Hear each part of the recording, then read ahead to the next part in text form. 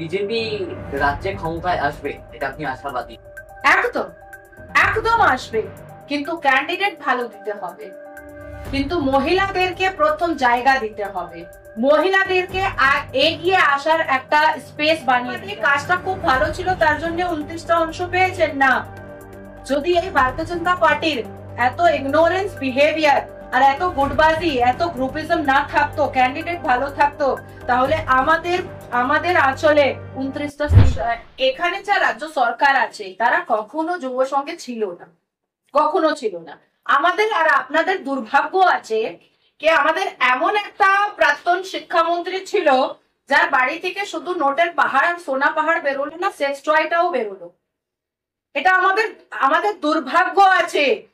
যা ভাবে মমতা বন্দ্যোপাধ্যায়ের নেতৃত্বে এই ধরনের অশ্লীল, বেহুদা, বদতমিজ, নোংরা যদি শিক্ষামন্ত্রী থাকবে, তাহলে এখানের ইউবার কি অবস্থা হবে সেটা আমরা চোখে দেখছি, চোখটা খুলেই দেখছি।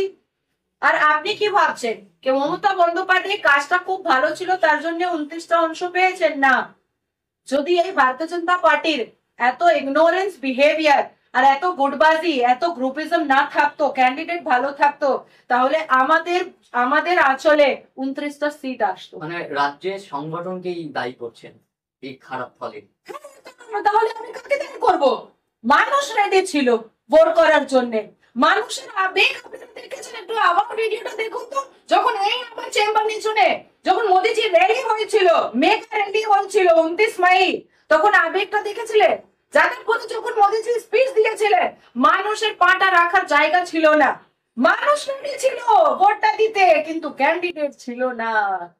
শক্ত, দাবাং, কোয়ালিফাইড, একদম স্ট্রং ক্যান্ডিডেট যদি থাকতো, তাহলে মানুষ মুসলমান বেরিয়ে ভোট করতো বিজেপিকে। এই যে এই ভোটে কি লক্ষ্মীর ভান্ডার যে একটা প্রকল্প, সেই প্রকল্প কি মহিলা ভোট? একদমই নেই। আমি বলছি দেখুন, লক্ষ্মী ভান্ডার যা কথাটা উঠেছিল, শুভেন্দু অধিকারী দাদা অনেকবার বলেছিল যদি আমাদের সরকার চলে আসবে তাহলে আমরা 3000 টাকা করে দেবো। মানুষ 1000 টাকা পাচ্ছে, তারা যদি 3000 টাকা পায়, কেন না করবে? কেন না করবে? সব থেকে সেন্টিমেন্টাল কথা এটা হলো যে এখানে দুর্গাপুজো হয়, এখানে কালী পুজো হয়, এখানে মা সরস্বতী পুজো হয়, কিন্তু ভারতীয় জনতা পার্টি মঞ্চের উপরে একটাও মহিলা নেত্রী ছিল না। ভারতীয় জনতা পার্টি একটাও বড় প্রোফাইল মহিলা নেত্রী বানালো না, একদমই বানালো না। এখানে মুসলিম ভোট আছে, তাদেরকে ইগনোর করে চলবে না।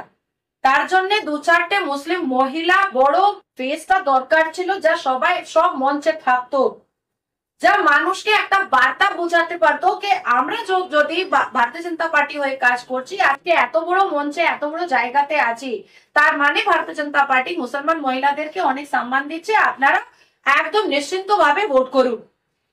আপনারা যা জায়গা, যা মাঠে দুর্গাপুজো হয়, যা মাঠে, যা রাজ্যতে দুর্গা মাকে এত মানে বড় জায়গা দিয়া যায়, ওই অন দি আদার হ্যান্ড ভারতীয় জনতা পার্টি মঞ্চের উপরে কোনো মহিলাই ছিল না, একটা মহিলা গিনতি হয় না। আমাদের শেষ প্রশ্ন, এসএসসি পর পিএসসি তো পাহাড় প্রমাণ দুর্নীতি, তাকে তো নদিয়া থেকে গ্রেপ্তার হয়েছেন 2। এই যে একের পর এক দুর্নীতি, তাতেও কি মানুষ বুঝছে না যে এই সরকার কি? মানুষ বুঝে গেছে। মানুষ যাদের খুব ভালো অপশন পেয়ে যাব, মানুষ যাদের বুঝে যাবে যে ভারতীয় জনতা পার্টি ভিতরে আবেগ নিয়ে লোকজন কাজ করছে, বাঙালকে ভালো করার জন্য কাজ করছে, গুটবাজির জন্য কাজ করছে না, তাহলে আপনি দেখবেন যে যেমন আপনার সুপড়া সাফ হয়েছিল লেফট ফ্রন্ট, তেমন সুপড়া সাফ হয়ে যাবে টিএমসি। মানে বিজেপি রাজ্যে ক্ষমতায় আসবে, এটা আপনি আশাবাদী? একদম একদম আসবে, কিন্তু ক্যান্ডিডেট ভালো দিতে হবে, কিন্তু মহিলাদেরকে প্রথম জায়গা দিতে হবে, মহিলাদেরকে এগিয়ে আসার একটা স্পেস বানিয়ে দিতে হবে। এইটা মেল ইগোইস্টিক সিস্টেম যা চলছে ভারতীয় জনতা পার্টির ভিতরে পশ্চিমবঙ্গতে, সেটা চলবে না। আমাদের প্রধানমন্ত্রী তো এত বড় বড় মন্ত্রালয়ে মহিলাদেরকে দিয়ে দিচ্ছেন। এবারও দেখেছেন, এর আগেও সব বড় বড় মন্ত্রালয় মহিলাদের হাতে ছিল, এবারও আপনি দেখুন 5টা মহিলার পাশে 5টা বড় মন্ত্রালয় আছে। তাহলে পশ্চিমবঙ্গ এই কথাটা কেন বুঝতে পারছে না? কেন বুঝতে পারছে না?